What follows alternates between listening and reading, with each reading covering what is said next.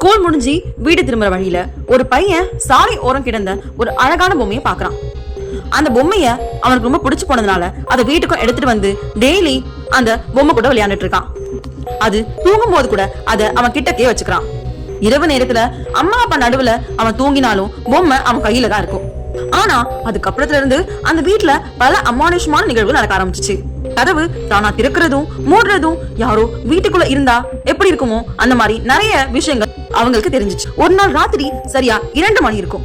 அம்மா எழுந்து பாக்குறாங்க, கதவு திறந்திருக்கு. அந்த பொம்மை ஹால்ல நடுவுல நிக்குது. அதை பார்த்து அவங்க ரொம்பவே ஷாக் ஆகுறாங்க. அடுத்த நாள் இருந்து அப்பாவையும் காணும், அம்மாவையும் காணும். பையன் மட்டும் பொம்மையோட சிரிச்சுக்கிட்டு தனியா இருந்தான். அந்த விஷயம் அந்த ஊர்ல இருக்கிற எல்லாருக்குமே தெரிஞ்சிச்சு. ஒரு நாள் இரவு பக்கத்து வீட்டுக்காரரு உள்ளே போய் பார்க்கலாம் என்னதான் நடக்குன்னு தெரிஞ்சுக்க ஆசைப்பட்டாரு.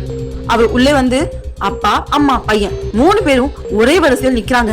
அதை பார்த்து அவரு ரொம்பவே ஷாக் ஆகுறாரு, ரொம்பவே பயந்து போறாரு. அவங்க 3 பேரும் பாக்குறதுக்கு கண்கள் வெள்ளையா, முகம் உயிர் இல்லாம 3 பேருமே அந்த கதவை பார்த்துக்கிட்டு அசையாம நிக்கிறாங்க. இதுல என்னன்னா அந்த பொம்மையும் அவங்க கூடவே இருக்கு. அந்த வீட்டுக்கு என்னதான் நடந்திருக்கும், இந்த பொம்மை என்ன பண்ணிருக்கும் தெரிஞ்சுக்கணும்னா பார்ட் 1 கமெண்ட் பண்ணுங்க. இது பிடிச்ச நமக்கு லைக் பண்ணுங்க, ஷேர் பண்ணுங்க. இது போன்ற மேலும் வீடியோக்கள் பார்க்கணும்னா சப்ஸ்கிரைப் பண்ணிக்கோங்க. இந்த வீடியோ பார்த்ததுக்கு நன்றி.